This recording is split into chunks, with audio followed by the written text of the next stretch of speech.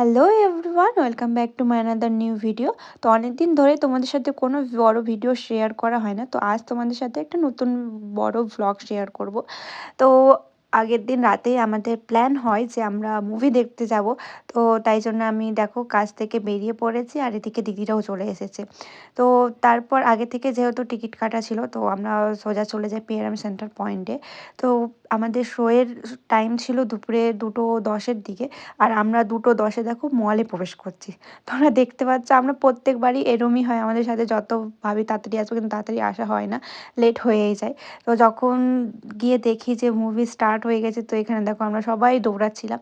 তো সেখানে গিয়ে প্রথমে টিকিট দেখিয়ে দিই। তো টিকিট দেখিয়ে আমরা ভেতরে প্রবেশ করে যাই। তো গিয়ে দেখি যে বেশ কয়েকটা সিন দেখানো হয়ে গেছিলো, বেশ কয়েকটা না কিছুটাই সিন দেখানো হয়েছিল। আর তোমরা ভাবতে পারবে না আমি আগের সিন দেখিনি, মানে আগের পার্ট যেটা হয় ধুরন্ধর 1 সেটা আমি দেখিনি, কিন্তু আমি ধুরন্ধর 2 দেখতে চলে গেছি। তো এরকম অনেকেই আছে, তো কারা কারা আছে অবশ্যই কমেন্টে জানিও। তো চলো মুভির কয়েকটা সিন তোমাদের সাথে শেয়ার করা যাক। আমার তো মুভিটা বেশ ভালোই লেগেছে, এতদিনে তো সবারই দেখা হয়ে গেছে আই থিঙ্ক।